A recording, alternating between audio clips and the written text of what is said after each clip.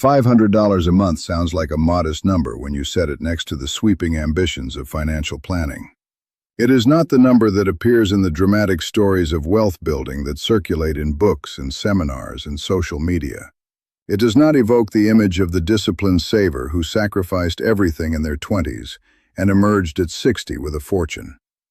And yet $500 a month, directed with intention and invested within an appropriate structure after 50, is enough to change the financial trajectory of the next 15 years in ways that most people would not predict from looking at the number alone. Not because the number is large, because the number is consistent. And consistency, applied to compound growth over a meaningful period, produces outcomes that dwarf what any individual month's contribution would suggest. My name is Richard Harlow, and I want to tell you a story about what $500 a month actually does over time, when it is treated not as a savings gesture, but as a systematic, structural financial decision. One that is made once, implemented automatically, and sustained without interruption through every month that follows, regardless of what the market is doing or what life is generating in the way of distractions and complications. I knew a woman named Cecilia. She was 53 years old when she came to me, a dental hygienist with a steady income, a modest retirement account she had not contributed to in several years following a period of financial difficulty, and a very specific problem that she described with more precision than most people bring to their financial concerns. She said, "I can free up $500 a month, reliably, beginning next month. I cannot free up more than that right now, and I need to know whether $500 a month is worth doing, given where I am and how much time I have left before I want to stop working." It was a remarkably well-formed question, and the answer I gave her shaped everything that followed. $500 a month, I told her, is not just worth doing.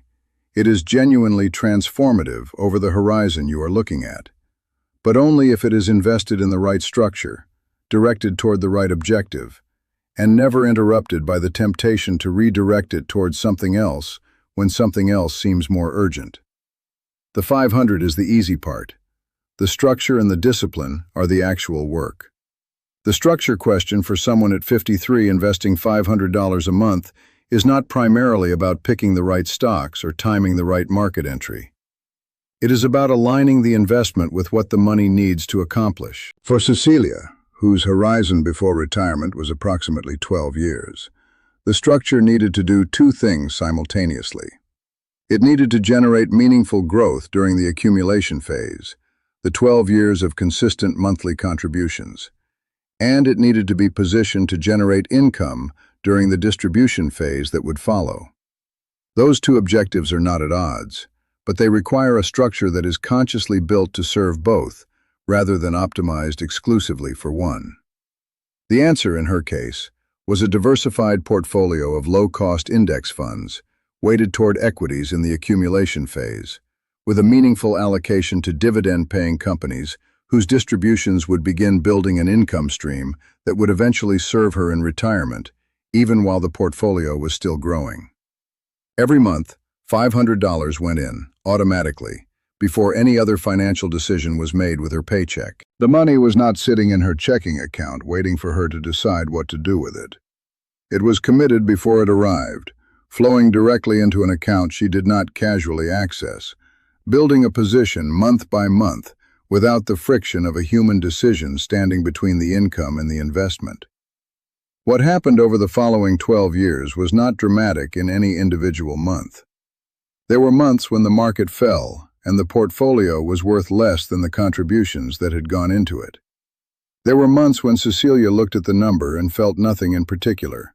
Not excitement, not dread, just the quiet, neutral sensation of a process continuing to run. There were moments when she considered redirecting the 500 toward a home repair or a family situation that required resources.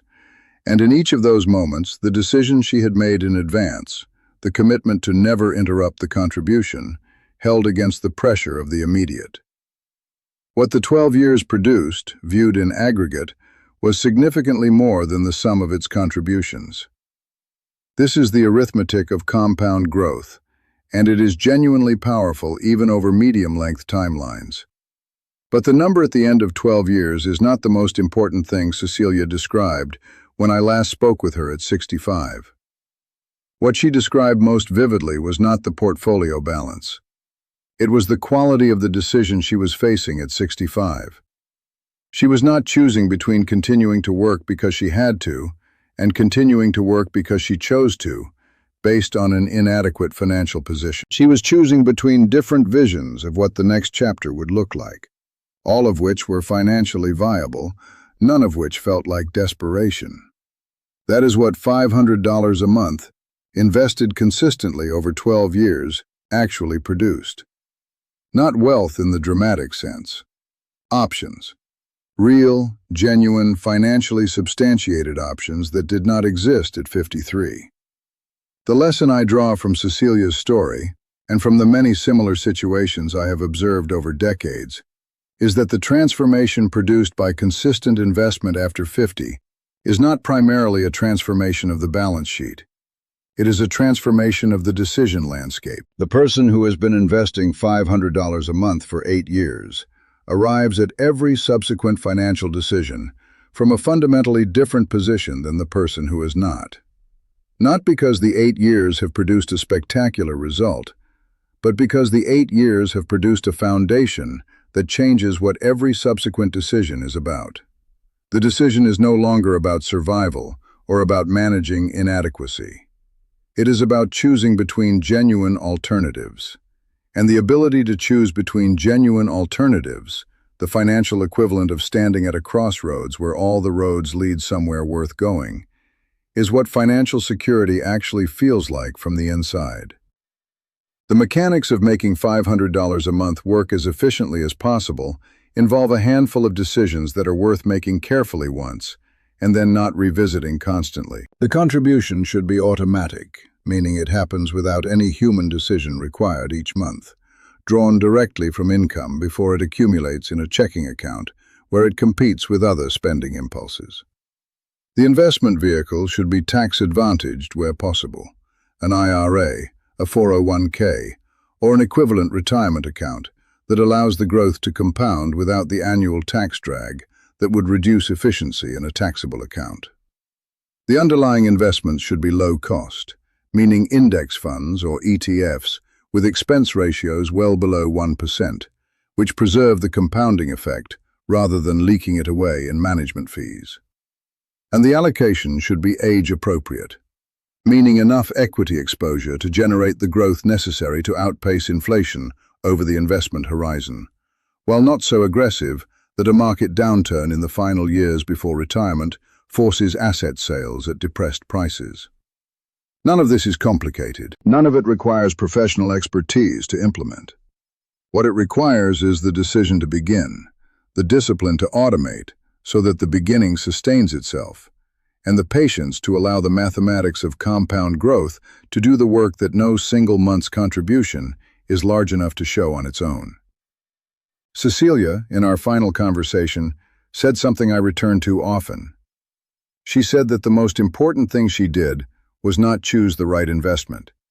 The most important thing was choosing to treat the 500 as non-negotiable, not as the amount she would save after everything else was taken care of, as the first obligation, the thing that happened before anything else competed for the money. That reorientation, from saving what remains to protecting what matters, is the entire difference between the outcome she had and the outcome she would have had otherwise. This week, before anything else, identify the 500. Not after your other expenses, before them. Calculate what adjustments would make it automatic and untouchable. And then do not wait for the ideal month, the perfect market conditions, or the moment when everything feels settled enough to begin. Begin now. The arithmetic does not care about your feelings about the timing. It only cares about when you started.